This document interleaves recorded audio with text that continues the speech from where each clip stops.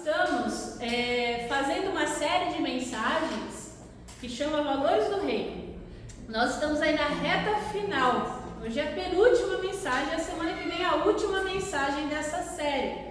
Nós estamos lendo, o Sermão do Monte e falando sobre ele. Viemos lá desde o capítulo 5 de Mateus e agora a gente entra no capítulo 7, no final do Sermão do Monte. E a gente tem falado aí sobre os valores, o que Jesus vem falando, como devem ser os nossos valores.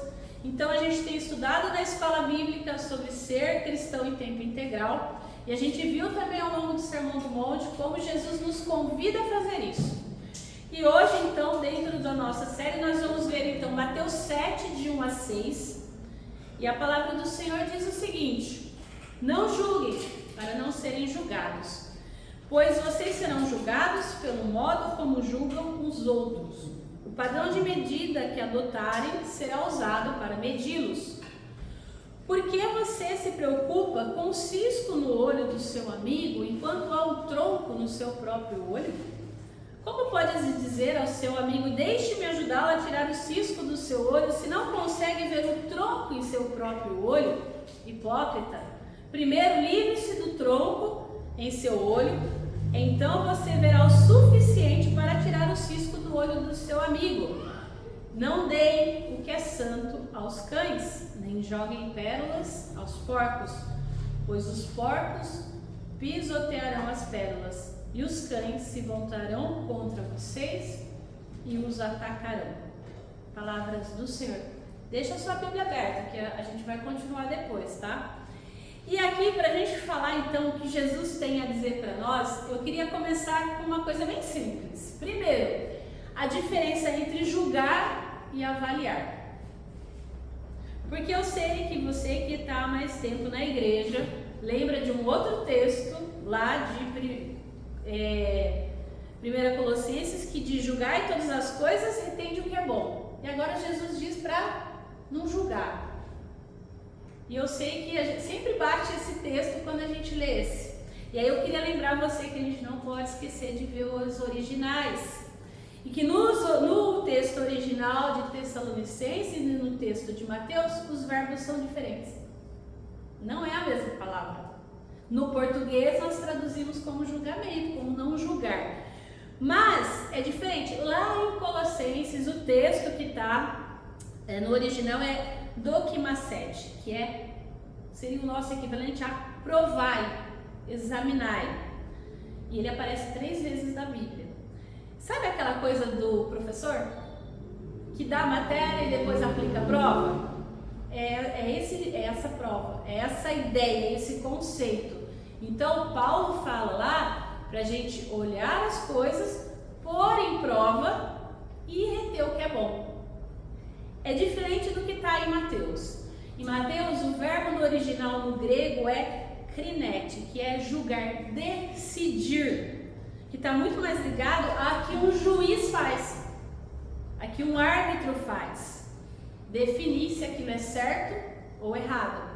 Então, a diferença, como a gente tem apontado ao longo dessa série de mensagens, está no coração. Eu faço uma avaliação ou eu faço um julgamento? São coisas diferentes.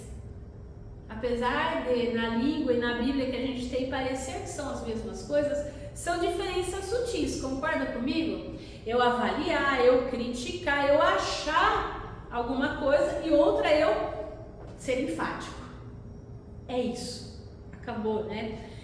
E aí, dentro disso, então tem uma linha tênue entre eu alertar alguém que eu avaliei e eu querer corrigir alguém ou dar um juízo sobre aquela pessoa que ela tem que cumprir se eu digo para ela o que é certo e o que é errado. Nesse sentido é o que a gente vai trabalhar. Existe uma diferença então entre alertar e corrigir, entre ser amoroso e ser maligno, entre ser verdadeiro e ser mentiroso, e entre julgar. E aí eu queria pensar com você, por que eu estou falando isso? Porque há 2 motivos principais pelos quais nós julgamos as pessoas. E aqui eu estou falando de julgamento no sentido que você está pensando mesmo. tá? Que é o que Mateus coloca aqui, que é o de decidir, de ser enfático. Geralmente a gente avalia as pessoas nesse sentido aqui de julgamento por dois motivos. Primeiro, porque eu quero corrigir a pessoa, porque ela está errada, ou porque eu quero me sentir melhor que aquela pessoa. Ou seja, e aí vamos ser sinceros que as duas coisas muitas vezes andam juntas. E a gente não consegue separar. Por quê? Quando a gente quer corrigir as pessoas, a gente declara que a gente tem boas intenções. A gente quer corrigir, a pessoa está errada, a gente sabe a verdade.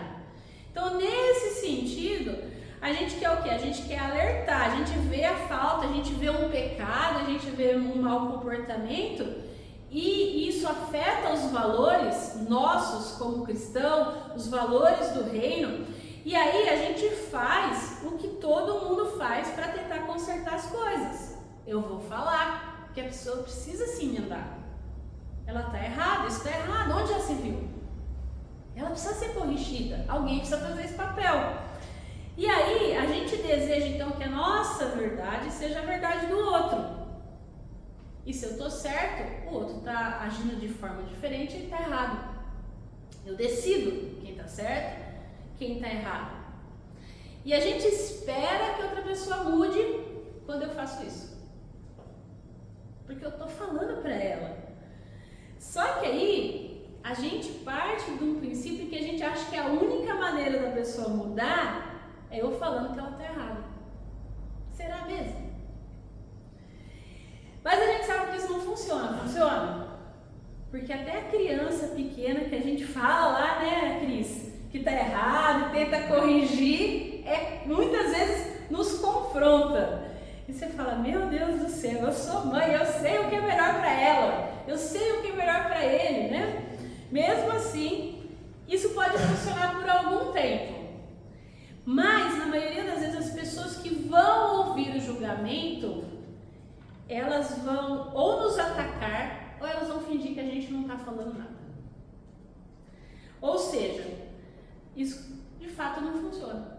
Por mais que eu tente falar, que eu fale, então por que uma atitude que não provém de um coração amoroso, a gente quer que mude uma realidade que muitas vezes é sofrida pela vida, com tantas dificuldades, e a pessoa não vai mudar.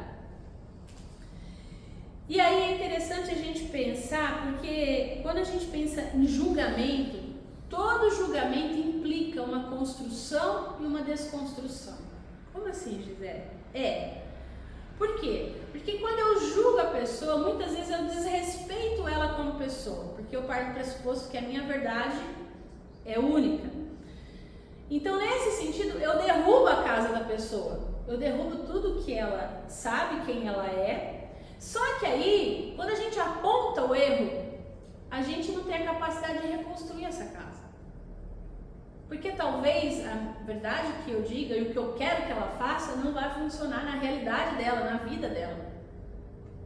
Porque talvez, muito provavelmente, ela não vai ter as mesmas condições que eu, a mesma capacidade, o mesmo entendimento, o mesmo conhecimento e a realidade, vão pensar da vida, as mesmas oportunidades que eu. Então, eu julgo, mas eu não consigo reconstruir aquilo que está errado na vida daquela pessoa. Nesse sentido, por quê? Porque eu e você somos seres únicos. E no fim, porque o julgamento simplesmente pode estar errado. Pode estar errado. E aí, o grande desafio para a gente é ser gentil com as pessoas. Porque eu não sei a realidade dela. Eu não sei se ela conhece o que eu conheço. E muitas vezes o julgamento é falta de amor. Porque na verdade eu quero para aquela pessoa algo que ela ainda não tem a capacidade de absorver, de construir. Eu até vejo que ela precisa mudar e talvez ela realmente precise mudar. Mas será que eu impondo para ela a minha forma de ver o mundo, a minha verdade, vamos pensar assim, mostrando os erros, mas sem edificar, vai funcionar? E aí, por isso que uma coisa anda tão ligada à outra, porque quando a gente julga o outro, no fundo a gente se sente melhor que o outro. Por quê? Porque se o outro está errado, eu estou certo. convenhamos, é uma delícia a gente saber que a gente está certo sobre uma coisa. Sabe, tem aquele gostinho de vitória lá no fundo. Eu tô certo. Então, quando a gente arrasa com o outro, vamos pensar assim, na sua forma de ver, tá vivendo tudo errado. No fundo, eu estou me colocando numa posição superior. Eu diminuo o outro, eu condeno o outro para me salvar. E isso também é perigoso, porque o julgamento ele inclui nisso. Então, a gente acaba focando nas faltas do outro, focando nos erros do outro, e aí eu não vejo os meus. Olha que ótimo, porque naquela questão tá tudo certo. Mas aí o segredo para a gente aprender então a viver sem julgar os outros, vivendo no reino de Deus. Como é que eu preciso e como eu devo proceder então? E aí a narrativa de Jesus é muito interessante, porque ele coloca aqui algo totalmente diferente, para nos ajudar os outros a mudar. E parece muito louco, mas é assim, por meio de um severo alerta e ao mesmo tempo um curioso jogo de palavras. Porque ele rejeita totalmente então a ação hipócrita de julgar os outros, né? Não julgueis, porque na mesma medida você vai ser julgado. E aí, né, ele começa com não julgue para não ser julgado. E o que leva alguns a interpretar então, que se a gente julga os outros, a graça de Deus é retirada de nós. Mas não é isso que Jesus está falando. Ele está usando aqui uma determinada medida. A medida que vocês usarem também será usada com vocês, para ilustrar um ponto. Não julguem os outros, a menos que você esteja preparado para ser julgado também. Você está preparado para isso? Você está afim? É a mesma medida que você vai usar, você vai receber. Deus não é mencionado aqui. Ele não está falando de Deus, ele está falando da outra pessoa. Então, é interessante isso, porque seremos julgados pelas outras pessoas com o mesmo critério que nós vamos julgar os outros. É isso que Jesus está falando. Ele não está falando de Deus aqui, ele não usou a palavra. Ou seja, quando eu julgo alguém de uma forma X, vamos pensar assim, a gente tem que estar preparado para receber o mesmo julgamento. Eu vou ser firme? Eu estou disposto, eu estou pronto para que sejam firmes comigo? Eu vou ser amoroso demais? Eu estou disposto? Eu vou conseguir entender esse amor demais também? Porque a gente tem, o Juraci deu o exemplo de como a gente trata a gente mesmo, a gente trata os outros bem, mas a gente trata a gente bem e espera ser tratado bem. É uma via de mão dupla. Jesus não está falando de Deus, está falando das outras pessoas. Então, quando a gente julga alguém, essa pessoa pode perfeitamente julgar a gente de volta. Quem nunca ouviu quando você falou uma coisa, isso acontece muito com irmãos, tá? Acho que com as outras pessoas lá fora não. Por que você faz isso? Quem é você para falar isso de mim? Você faz tal coisa. Quem tem irmão sabe que as brigas são assim. Eu lembro que o meu irmão, quando eu não era convertida, ele vinha falar alguma coisa para mim, eu falava, mas quem é você para me falar isso? Olha o que você está fazendo aí de errado. É a mesma medida. Basicamente é isso. Que você pode usar para mim, você não é perfeito, você veio falar para mim que essa questão na minha vida está errada. E a tal coisa na sua vida que não está? Então, vai ficar assim que não importa o quão correto possa parecer o nosso julgamento e o quão certo a gente possa estar. Porque no fundo a gente não é inocente. E a gente tem que estar disposto a receber o mesmo julgamento de volta. Não quer dizer que o julgamento de retorno vai ser verdadeiro. Porque talvez o seu não seja. Porque talvez a gente está julgando o outro só para se sentir melhor. O que importa é que o ponto de Jesus é bem claro. Se você julgar alguém, prepare-se para ser julgado de volta.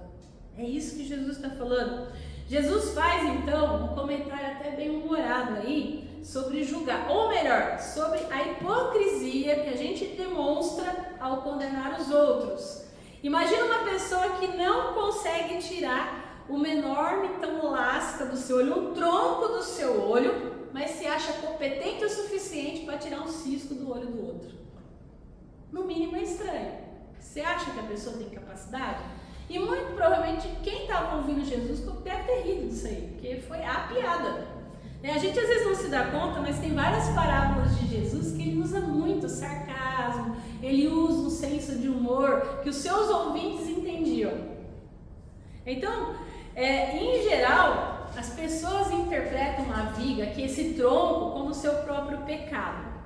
Como se Jesus estivesse dizendo assim, quem é você para julgar? Você é tão pecador como o seu próximo. Mas não é isso que Jesus está fazendo. A viga aqui não é o nosso próprio pecado, mas o ato de julgar. A viga, o tronco aqui, é o julgamento. O ato em si. Porque julgar os outros torna impossível ajudá-los. Se eu já julguei a pessoa, por mais que eu tente, eu não vou conseguir ajudar essa pessoa. O julgamento aqui é a questão. Por mais que a intenção possa ser boa, o método é errado.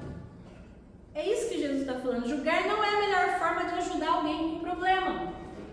Se a pessoa está com um cisco no olho, se ela está com um problema, não adianta eu julgar ela. Não adianta eu ter esse tronco no meio do caminho. Não, isso vai nos impedir. E aí, pode parecer muito interessante, né? E parece que a gente acha que o versículo 6 está desconectado, porque aí parece que Jesus muda de assunto. Ele está falando de julgamento e de repente ele começa a falar de porco, de cachorro. Mas que história é essa? Mas o fato é que ele ainda continua falando sobre o julgamento. Nas 3 sessões que a gente viu antes, que eram sobre oração, e a gente vai entender como oração está ligada aqui, e como pérolas ao porcos e cachorros aqui se adaptam. O que ele fala, né? Não deem o que é sagrado aos cães, nem atirem suas pérolas aos porcos. E aí numa outra tradução diz, caso contrário, eles a pisarão, e aqueles, os cachorros no caso, voltarão contra vocês e o despedaçarão. E aí, mais uma vez, Jesus o irônico, porque ele está sendo irônico com quem está escutando. Porque aqui, quando ele diz que a gente não deve dar pérolas aos porcos, ele não está dizendo que as pessoas não são merecedoras. Não é isso, porque muitas vezes a gente usa nessa ideia de que, a pessoa não merece. Mas sim, na verdade, que o porco não é capaz de digerir pérola. Você pode dar, mas ele não vai comer, porque não é comida. Em outras palavras, porcos não comem pérolas, mas eles comem pessoas. E se você der pérola para o porco e ele continuar com fome, eu não sei se você sabe, mas porco come gente. Come. Se você não der comida, ele come, porque ele vai ficar tão faminto que ele vai comer gente. Então, se um fazendeiro jogar pérola todo dia pro porco, o porco vai chegar uma hora que ele vai comer o fazendeiro. Ele não come pérola, mas ele come o porco. Então, assim como os porcos não conseguem digerir pérolas, as pessoas não conseguem digerir julgamentos. Ninguém gosta de ser julgado. Ninguém. A gente não consegue ser condenado e ser digerir e receber condenação. Isso a gente não digere. Não vai. Isso não supra as nossas carências. Quando você está numa situação difícil, isso não te ajuda. Porque assim, mesmo que o julgamento seja legítimo, mesmo que a gente tente fazer alguma coisa, aqueles que recebem os julgamentos vão ser como porcos recebendo pérolas. Não funciona. E aí, o que vai acontecer? A pessoa vai responder de forma ofensiva. Quem é você? Quem é você para vir aqui falar comigo? Basicamente é isso que Jesus está falando. Ou seja, julgamento e condenação não funciona. Se eu estou vendo que a pessoa está errada, então quem acusa, quem julga, quem decide, está sendo juiz sobre aquela pessoa, não está sendo nem compassivo nem compreensivo. Porque se a pessoa está errada, o que ela precisa é do quê? De ajuda para mudar e não de julgamento. Ela vai fazer que nem o porco e que nem o cachorro. Vai atacar quando receber um julgamento. A resposta não vai ser uma mudança de vida como muitas vezes a gente espera. A pessoa vai ficar revoltada, se duvidar nunca mais vai olhar na sua cara. Porque ninguém gosta, ninguém reage bem. E aí, o que Jesus nos diz então a partir disso? E aí entra outra parte do sermão, que parece também que Jesus está fazendo de forma desconexa, mas ele não está. Você quer ajudar alguém? Você viu que a pessoa está errada? Você viu que ela está com dificuldade? Você se deparou com alguém, então assim, não adianta você jogar pérola, não adianta você julgar. Não adianta você julgar que você está com julgamento, você não vai ver, você não vai conseguir tirar um cisco, você não vai conseguir mudar a vida dela. Não adianta você julgar porque ela vai responder de forma agressiva. O que Jesus fala então? O que dá para você fazer? O que a gente faz para aprender a viver sem julgar as pessoas? Ore por elas. Ele continua no 7 ao 11. Peçam e receberão, procurem e encontrarão, batam e a porta será aberta. Pois todos que pedem, recebem, todos que procuram, encontram. E para todos que batem, a porta é aberta. Respondam, se seu filho lhes pedir pão, você lhe dará uma pedra? Se seu filho lhe pedir peixe, você lhe dará uma cobra? Portanto, se vocês que são maus sabem dar bons presentes a seus filhos, quanto mais seu Pai que está no céu dará bons presentes àqueles que lhe os pedirem. Parece que está separado, mas não está. A gente, na sua Bíblia, muito provavelmente está separadinho, né? Vai separando aquelas, como se Jesus estivesse falando de coisas diferentes. Mas não, ele continua falando a mesma coisa. É uma mensagem só. Então, assim, muitos leem sem relacionar com os versículos anteriores. Mas não, Jesus não mudou de assunto. Ele continua falando de julgamento. O remédio para a gente não julgar as pessoas qual é? Orar por elas, pedir por elas. A conversa continua em volta daquilo que eu posso fazer pelos outros. Eu vi que a pessoa está errada, primeiro eu preciso orar por ela. Não quer dizer que talvez você não tenha que falar com ela, mas o Espírito Santo vai te mostrar a conduta, a forma de fazer isso, para que realmente ela tenha uma mudança de vida efetiva, para que realmente ela possa tirar o cisco do seu olho, para que realmente ela possa viver uma vida e buscar o Senhor. Então a melhor forma de fazer, de ajudar alguém é primeiro orar por ela, não julgar, mas orar. E muitas vezes eu te pergunto, e aí vale para mim também, quantas pessoas a gente não julgou primeiro e nem orou depois? Porque geralmente como a gente julga, a gente não ora pela pessoa. Ah, isso aí já está perdido, já era. Quando na verdade a gente devia orar e pedir para o Senhor, Senhor, busca essa pessoa, ela está errada. O fato é que a oração é a melhor forma de julgar alguém. Porque na oração eu vejo quem eu sou, quem Deus é, quem ela é. E aí eu descubro que eu e ela estamos em pé de igualdade. A gente é dependente da graça de Deus. É Ele quem vai transformar a vida da pessoa. Então o convite aqui é, ao invés de julgar, ore. É isso que Jesus está falando. A oração é a melhor forma da gente ajudar alguém, de decidir sobre a vida dela. Porque a vontade de Deus não é boa, perfeita e agradável? Se eu peço para aquela pessoa a vontade de Deus na vida dela, e aquilo que ela está fazendo, que eu vejo que é errado, não está de acordo com a vontade de Deus, ele vai mostrar. Talvez ele precise de alguém que vá lá e bota o dedo na cara dela e que faça o alerta. Mas talvez não vai ser você. Talvez seja. Vai depender da posição que você tem na vida da pessoa, da sua situação naquele momento, enfim. Mas o fato é que vamos orar primeiro. Vamos orar pela vida da pessoa, né?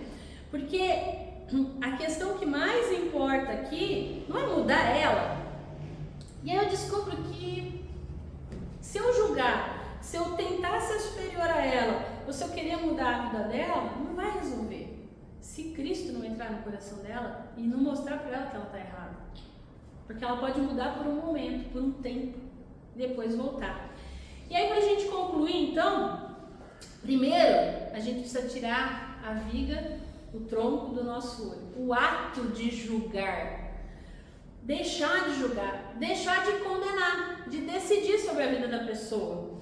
né? Nós não somos Deus. A gente viu aqui que a gente vive num reino. Quem é o juiz desse reino? O rei, é o próprio Deus.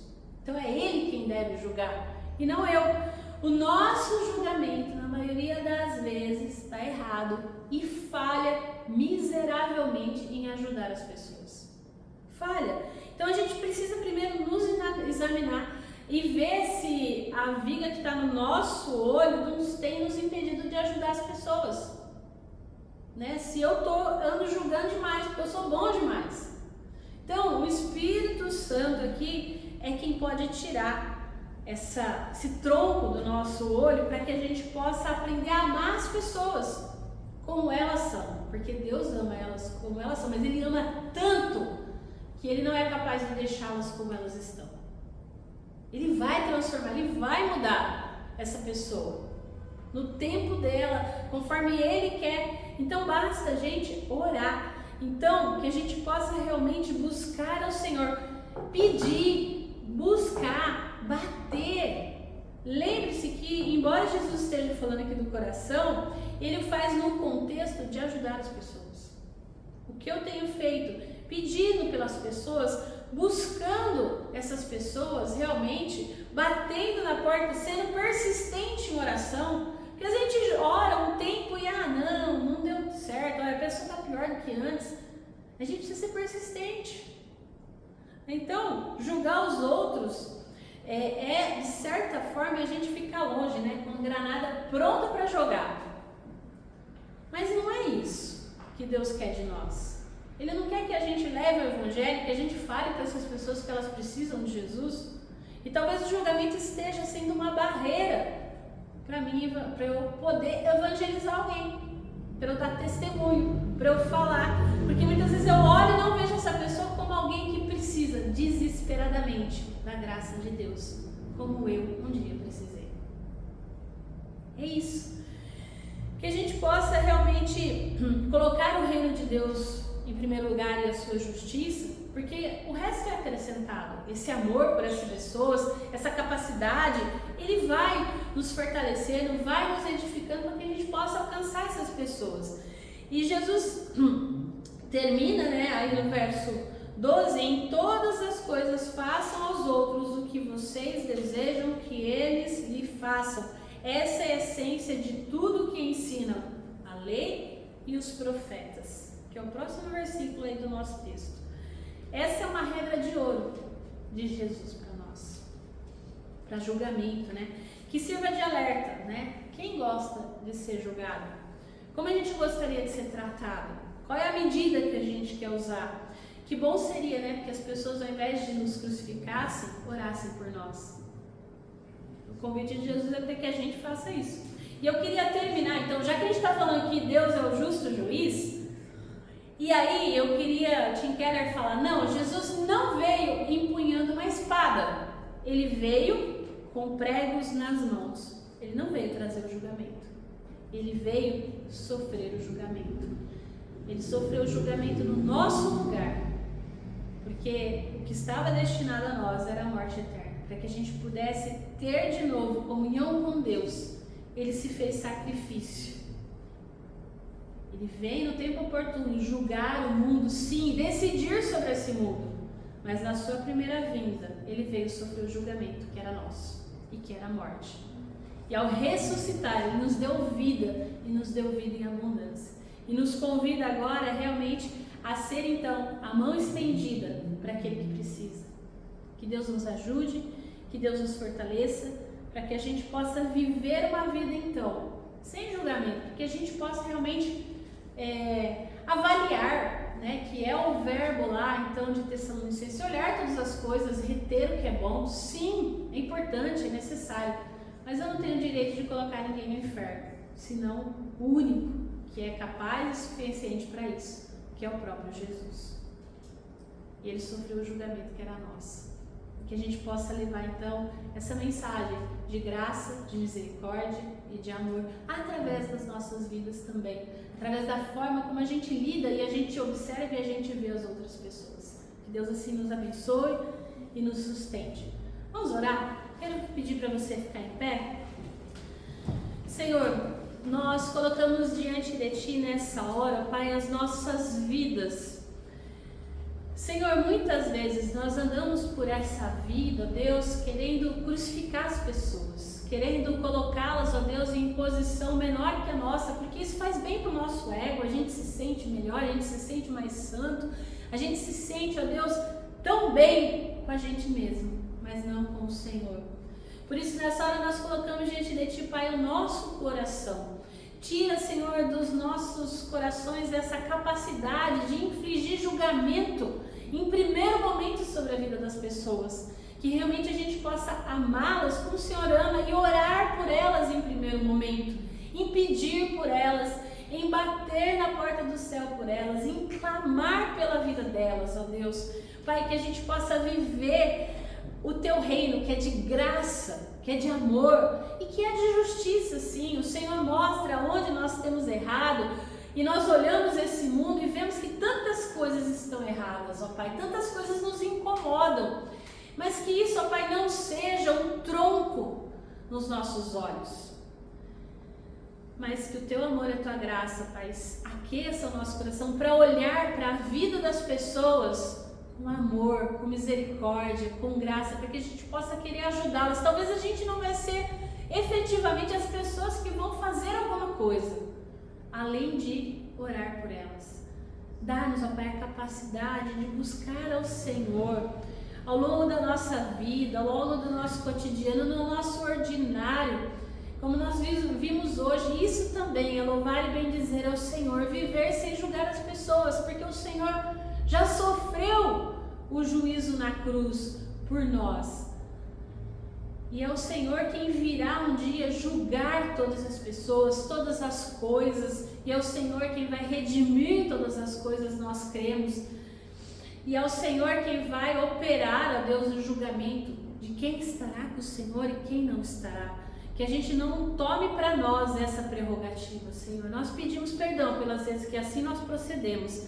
Dá-nos a capacidade de avaliar, sim, de ver a realidade, de ponderar a realidade, de entender aonde nós estamos, quem nós somos no mundo em que nós vivemos. Mas que isso, Pai, não nos tire, Senhor Deus, o amor, a graça, de olhar para esse mundo que sofre, que geme, que precisa de Ti. Que nós possamos ser aqueles e aquelas que levarão a mensagem de salvação, de graça, de misericórdia, Pai, para que realmente as pessoas sejam salvas para a honra e glória do Seu nome, Senhor. Amém. Nós te pedimos, ajuda-nos nesse sentido, abençoa a Tua igreja, Pai, cada uma que aqui está nessa manhã, Senhor. Fortalece, ó Pai, dê força, dê sabedoria, dê graça, dê misericórdia, para que nós possamos fazer isso, Pai. Pedimos, ó Deus, também por aqueles queridos e queridas que têm enfrentado problemas, pedimos pela vida da Dona Heloína, que o Senhor fortaleça a sua saúde. Pedimos também pela Marcela, Deus, que o Senhor seja com ela, fortalece a sua saúde, ó Pai. Pedimos, Senhor, por todos aqueles que têm sofrido nessa vida, Pai, também por julgamentos mal feitos. Pelo julgamento de pessoas que nos colocam em lugares onde a gente acaba achando que a gente é aquilo, e o Senhor nos diz que nós somos amados, que nós somos perdoados, que nós somos redimidos. Que nós possamos viver, Senhor, por esse julgamento de graça e misericórdia do Senhor, para que nós possamos nos tratar melhor e tratar os outros melhor, para que nós possamos testemunhar do Teu reino onde nós estivermos, que o nosso culto, Pai, seja muito além dessas 4 paredes e desse horário que nós reservamos para buscarmos ao Senhor juntos. Abençoa a nossa semana, direciona a nossa vida e nos dê, Senhor Deus, o Teu amor e a Tua graça. Aquilo que aqui nós não verbalizamos, mas que o Senhor sonda e que o Senhor conhece, nós entregamos a Ti através da oração que o Teu Filho Jesus nos ensinou, dizendo: Pai nosso, que estais nos céus, santificado seja o Teu nome. Venha o Teu reino, seja feita a Tua vontade, assim na terra como nos céus. O pão nosso de cada dia nos dai hoje. Perdoa as nossas dívidas, assim como nós perdoamos aos nossos devedores. E não nos deixes cair em tentação, mas livra-nos do mal, pois Teu é o reino, o poder e a glória Amém. Irmãos e irmãs, receba a bênção, que a graça do nosso Senhor Jesus Cristo, o amor de Deus Pai, a comunhão e as consolações do Espírito Santo seja sobre você, sobre a sua família e sobre todo o povo de Deus espalhado pela face da terra, hoje e sempre. Amém. Amém. Que Deus abençoe a sua semana e que o seu culto, aonde você estiver, seja agradável ao Senhor.